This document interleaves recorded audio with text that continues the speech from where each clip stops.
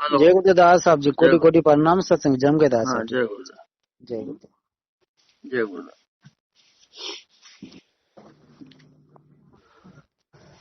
बोलो जय गुरुदेव। जय गुरुदेव। जय गुरुदेव नाम किसका? प्रभु का। प्रभु का पावन नाम। जय गुरुदेव। जय गुरुदेव। जय गुरुदेव। प्रेमियों सत्संगियों, सत्संग महापुरुषों की दौलत है, उनकी और त्याग और तपस्या। पूरे जीवन जो त्याग किया उन्होंने, जो तपस्या की उन्होंने, उसके फलस्वरूप हम लोगों को ये सत्संग मिला। जय गुरुदेव। ये हमारी त्याग तपस्या नहीं है, ये उन महापुरुषों की त्याग और तपस्या का फल है। हमें जो मिला वो हमारी छोटी मोटी सेवा जो गुरु चरणों में हमने की, उसकी बदौलत वो सत्संग हमको मिला और साथ में आदेश भी मिला, अधिकार मिला आप लोगों को सुनाने का और आप लोगों तक बस सत्संग की वाणी पहुंचाने का। और आज उसी के बदौलत आप लोग भी उससे फलीभूत हो रहे, फल मिल रहा, उसका लाभ मिल रहा। तो हमें ये हमेशा याद रखना चाहिए कि जो सत्संग हमको मिल रहा, इसका सूत्रधार वास्तव में गुरु चरण है। ये उन महापुरुषों की बहुत भारी त्याग और तपस्या के फलस्वरूप हमको आज ये वाणी और ये सत्संग सुनने को मिल रहा। जय गुरुदेव। तपस्या उन्हीं की है, महापुरुषों की ही तपस्या है। सत्संग एक चीज के लिए नहीं किया जाता, सत्संग हमें जीवात्मा के कल्याण के लिए भी किया जाता है। सत्संग हमें रास्ता दिखाने के लिए किया जाता है। सत्संग हमें संसार के बुरे कर्मों से बचने के लिए भी किया जाता है। सत्संग में जब हम आते हैं तो एक काम नहीं होता, बहुत सारे काम हमारे धीरे धीरे होने लगते हैं। सत्संग हमारे दुख और तकलीफ को कम करने के लिए भी किया जाता है। सत्संग का बड़ा भारी महत्व है। सत्संग में ये नहीं कि हमने आज सुन लिया तो हमारा सत्संग का काम हो गया। सत्संग में हम जितनी बार जाकर के बैठते हैं उतना लाभ हमको हमेशा मिलता है। जय गुरुदेव। तो सत्संग का बड़ा भारी महत्व है।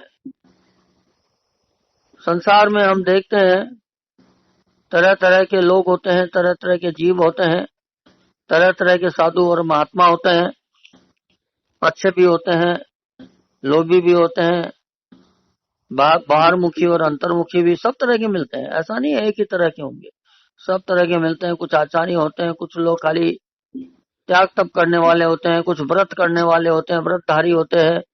चलो भाई हमने ये व्रत कर लिया, हमने ये कर लिया, सब तरह के संसार में।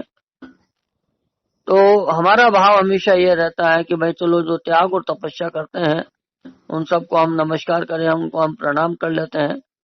लेकिन इसका अर्थ ये भी नहीं है कि सबको वो जीवात्मा के कल्याण का रास्ता मिल गया या सबको वो पद प्राप्त हो गया। तो हमारा भाव सबके लिए अलग अलग रहता है।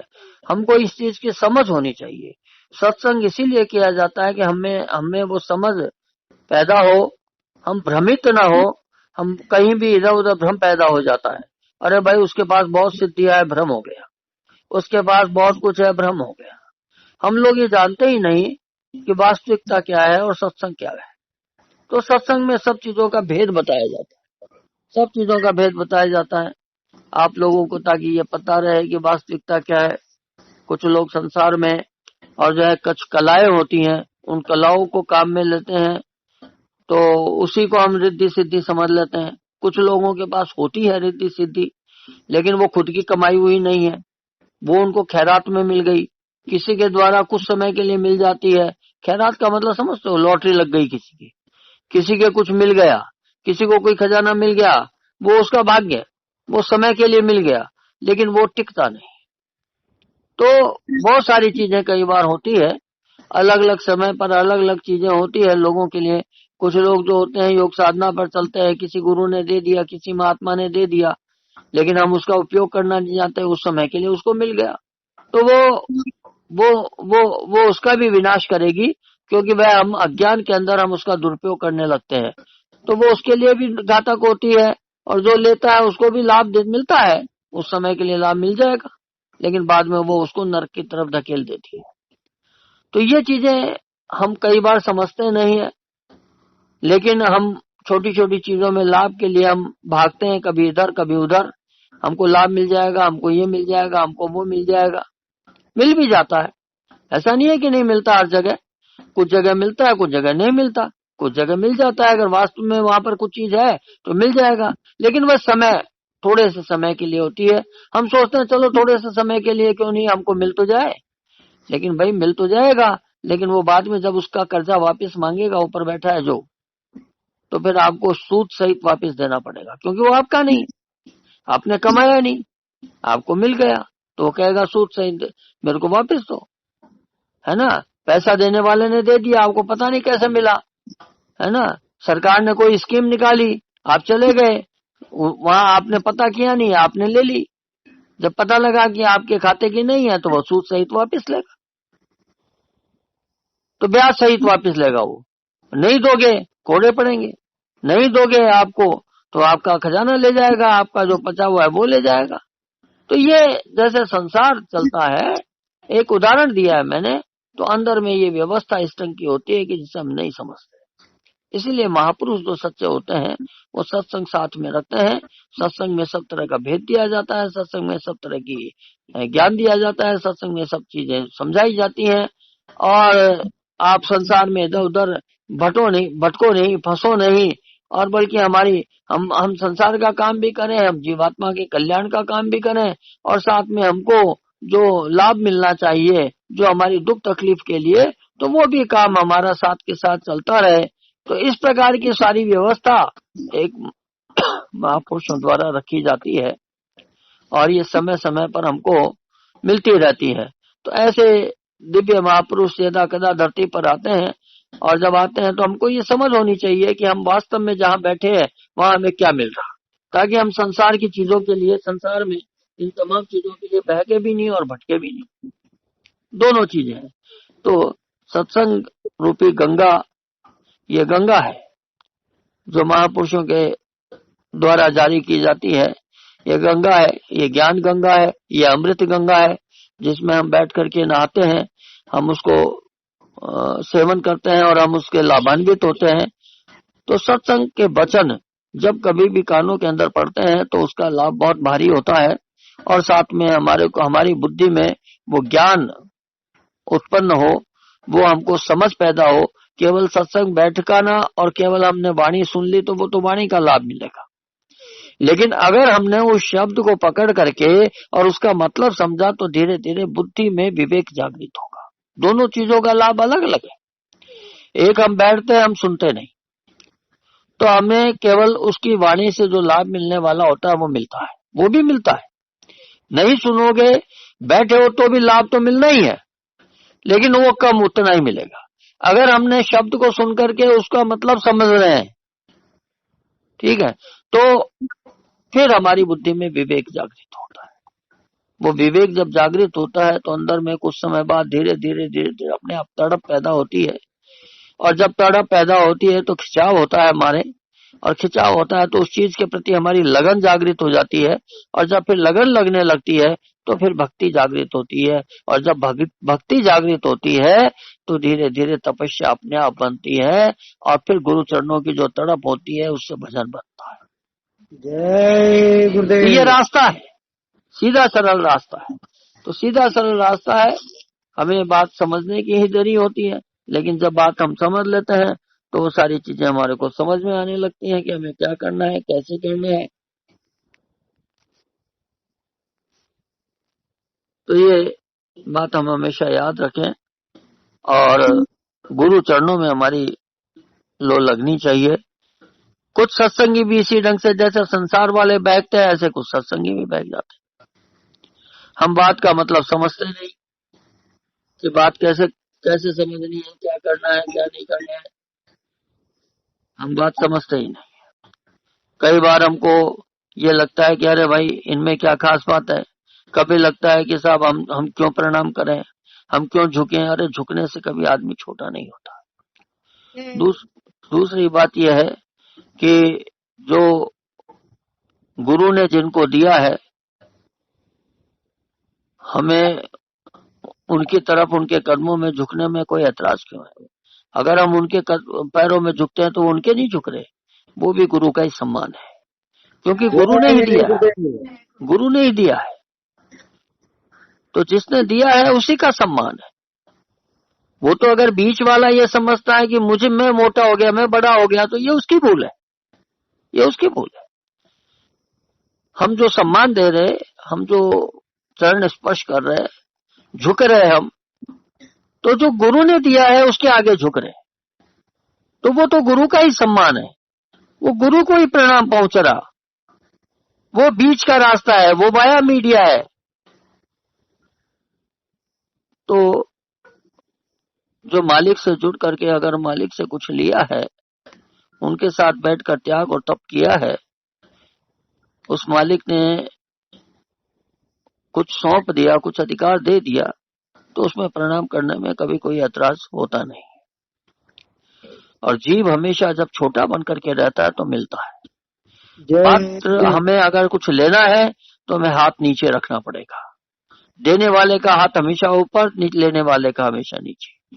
तो छोटा बन करके जब हम रहेंगे तो हमको हमेशा मिलेगा। अगर हम बड़े बनने की कोशिश करेंगे तो जो लिया है वो भी चला जाएगा। तो ये चीज सत्संग में हमेशा कहा जाता है, छोटे बनकर रहो। और अभी तो ये इतना भारी सत्संग है, इतनी भारी व्यवस्था जो मथुरा में चालू की गई थी, अब वो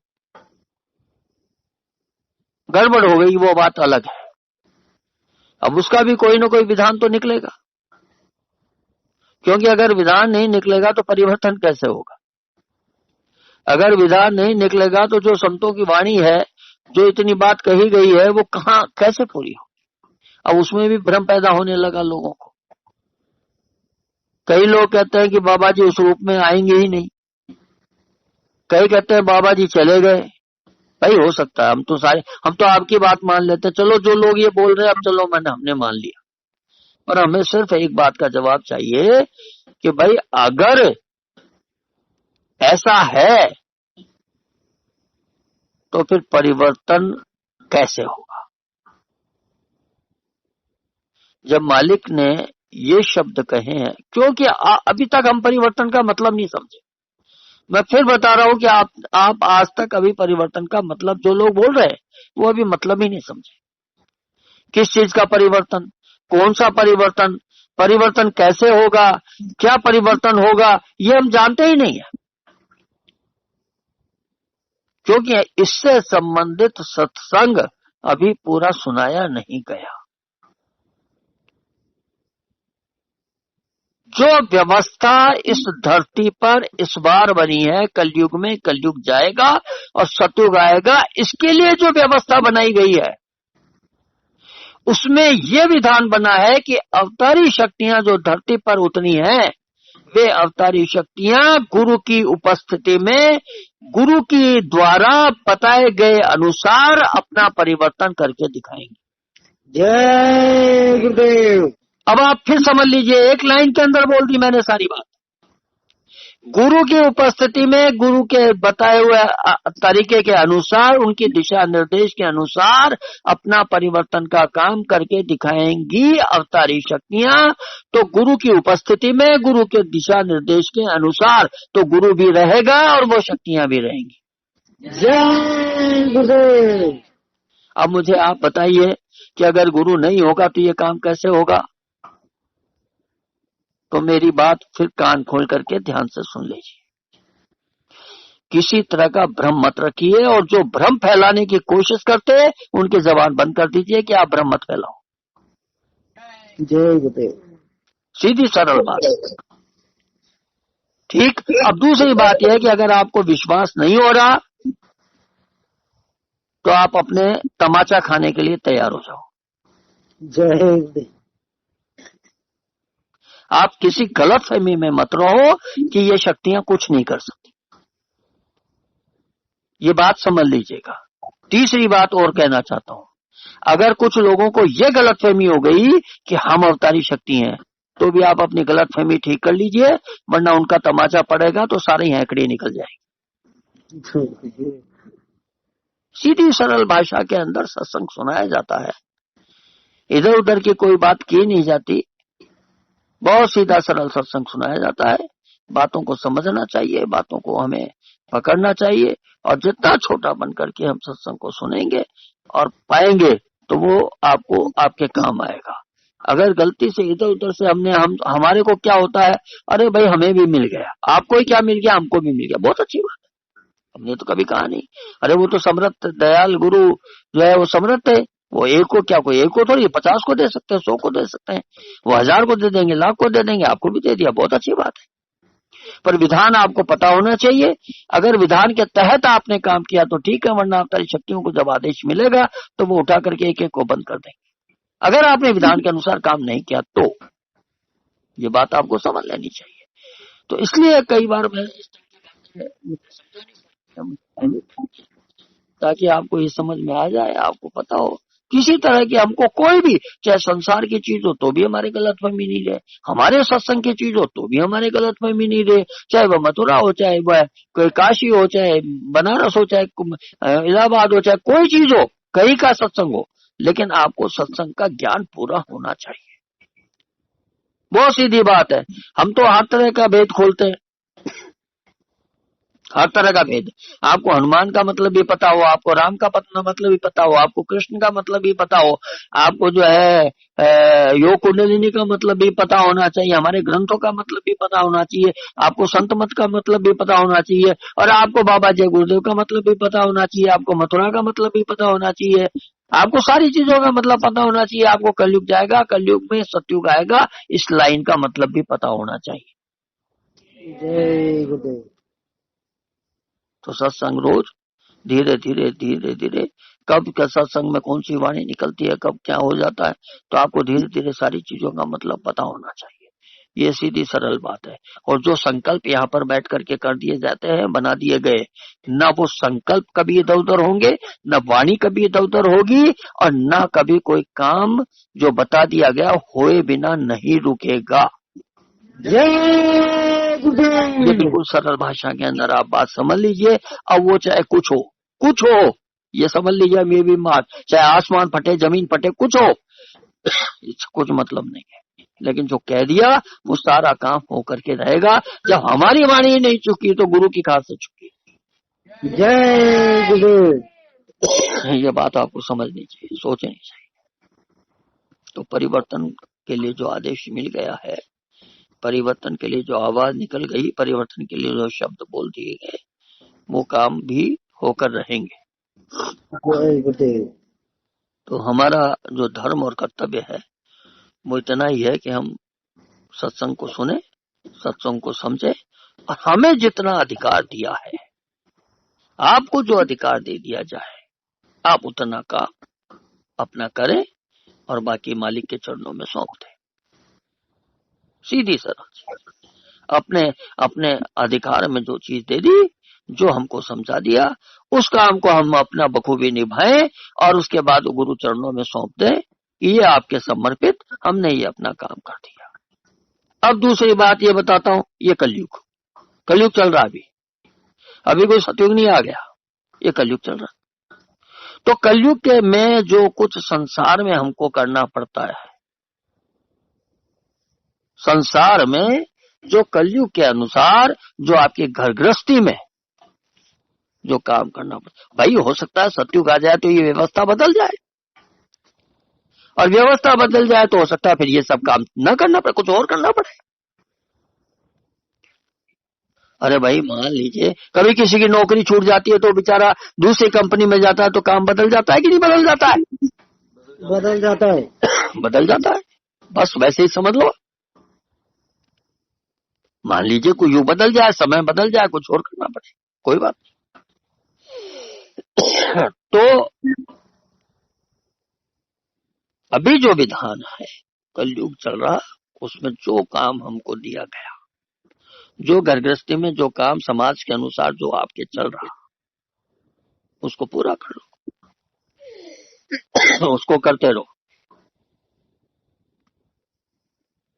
जब विधान बदल जाएगा तो जो सौंपा जाएगा वो भी करना है। जय गुरुदेव। वो जब बता दिया जाए वो कर लेना। आज की तारीख में हमें इतना काम करके बाकी सब कुछ गुरु के समर्पित कर दो। ये चीज हमारे समझ में आ जानी चाहिए कि ये काम हमने कर दिया, अब आगे का काम गुरु जाने। मेरे थोड़ा खांसी है तो आज ज्यादा देर करूंगा भी नहीं सत्संग, क्योंकि खांसी ज्यादा है। तो प्रेमियों, सत्संगियों, बहुत सीधी सरल चीज है। हम बहुत बार मैंने सत्संगियों को देखा है, जब वो सवाल पूछते हैं तो पता लगता है कि इन्होंने कभी सत्संग सुना ही नहीं। अलग अलग चीजों का हमें कंफ्यूजन हो जाता है, भ्रमित होते हैं। और मैं आप सबसे इतना पास जुड़ गया, मैं कहता हूं भ्रमित हो ही मत, भ्रम होना ही नहीं चाहिए। सीधा सरल हिसाब किताब आपको समझ आना चाहिए। बहुत अच्छी तरह बता रहा हूं मैं आपको। हमारी संगत में दरअसल कुछ लोग हैं जिन्होंने भारी गलतियां की। उनकी गलतियों के कारण ये व्यवस्था खराब हुई, और मुझे ये दिखाई दे रहा कि उनकी गलतियां सही होने का समय आ रहा। जय गुरुदेव। अब आगे क्या व्यवस्था बनेगी वो तो आगे समय आएगा तो बताएंगे, पर मुझे लग रहा कि उनमें से कुछ गलतियां सही होने का समय आ रहा। जब वो ठीक हो जाएंगे तो फिर आगे सोचा जाएगा कि आगे क्या करना। बहुत भारी परिवर्तन का डंका बाबा जी ने बजाया था। हम उस रास्ते से बहुत भटक गए, बहुत भटक गए। क्योंकि जब भी जो काम आदेश दिया अंदर में कुछ लोगों को, उन्होंने उस आदेश को दरकिनार कर दिया, रत्ती भर भी नहीं माना। वो लोगों को अंदर में जोड़ा गया था, उन लोगों को अंदर से जोड़ा गया था, अंदर का विधान उनके द्वारा उनके साथ जोड़ दिया गया था। इस कारण मजबूरी हो गई कि उनकी बात सुनी जाए, लेकिन उन्होंने गुरु की बात नहीं सुनी। उनकी बात सुनी गई, उन्होंने गुरु की बात नहीं सुनी, लिहाजा ये विधान गड़बड़ हुआ है। पर ईश्वरीय विधान है, ये कोई मामूली बात नहीं है, ये ईश्वरीय विधान है। हम सोचे हमारी चलेगी तो ये कभी नहीं हो सकता। ईश्वरीय विधान आपको मानना पड़ेगा। तो समय करवट लेगा, समय आएगा।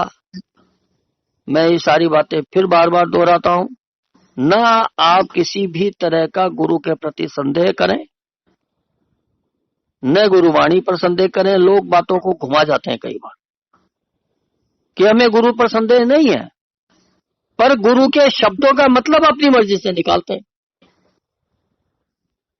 भाई ये कहा था, इसका मतलब ये, तो मतलब तो आपने अपनी मर्जी से निकाल लिया ना। जब तक कोई पारखी, उसी को साध कहते हैं, और साध बोलने में कईयों को शर्म आती है, क्योंकि हमारा अहंकार कम होता है दूसरे वाले को जब ज्यादा समझते हैं तो। पर समय सबको समझा देगा, सब समझा देगा समय, और अच्छो की हेकड़ी ठीक हो जाएगी। तो फिर से गुरु चरणों पर हमको एतबार भी होना चाहिए, गुरु वाणी पर भी हमको विश्वास होना चाहिए, और हमको तो ज्यादा परेशान होने की बात ही नहीं है भैया, हमने तो विश्वास रख रखा है, सीधी जानते हैं, सरल बात जानते हैं। हमको जितना कहा जा चले जाओ, चले गया, करना को का कर दिया। एक बात जरूर मैं साफ कहता हूँ, गुरु ने हमको जीते जी जीवन का रास्ता भी दिखाया है और मरने के बाद वो यमराज वाला रास्ता भी दिखाया है, स्वर्ग और बैकुंठ का रास्ता भी दिखाया है, उसके ऊपर का रास्ता भी दिखाया है। अंधे नहीं है, बहरे नहीं है, सब कुछ देखा है, उसके बाद सोच समझ करके और फैसला लिया है और इसलिए टिके हुए हैं।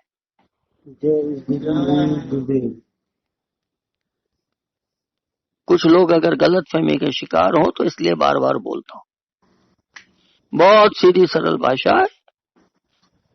गुरु ने अंदर और बाहर सब तरह का ज्ञान दिया है, तो सब कुछ देखा है हमने। तो प्रेमियों, सत्संगियों, आप भी और जो मेरे साथ जुड़ते हैं या जो भी है, आप सत्संग जो सुनने आते हैं, हम सबसे सबको एक ही बात कहते हैं, आपको भी बाहर का काम करते हुए अंदर की दौलत जमा करनी है और धीरे से आंख खोलनी है। जय गुरुदेव। ये रास्ता मिलेगा आपको और अपनाना है आपको। जय गुरुदेव। गलतियां छोड़नी है जो कर दी आपने, जो अपराधों में हम फंस गए उसमें से हमको अलग होना है। भाई छोड़ दो गलतियों को, हो गई तो छोड़ दो, बात खत्म हो गई। सीधे रास्ते पे आओ, सरल रास्ते पे आ जाओ। कलयुग का काम करना है, सतयुग में घुसना है। देखिए बात क्या है, कोई कहेगा कलयुग का काम करते हुए सतयुग में कैसे जाओगे? अरे भाई, कलयुग में जो कलयुग का संकल्प है, इस वक्त का समय, जितना सा काम उतना सा करके और जाना है हमको सतयुग में। तो जीवात्मा को तो सतयुग के लिए तैयार करो और कर्मों का कर्जा जो कलयुग में पड़ा उसको पूरा करो, बात खत्म। बात थोड़ी सी घूम फिर के है तो समझ लो।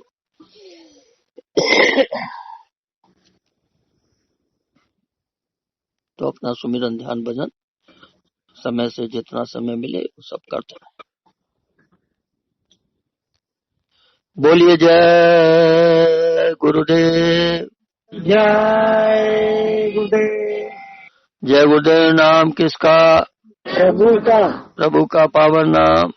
जय गुरुदेव। जय गुरुदेव। जय गुरुदेव।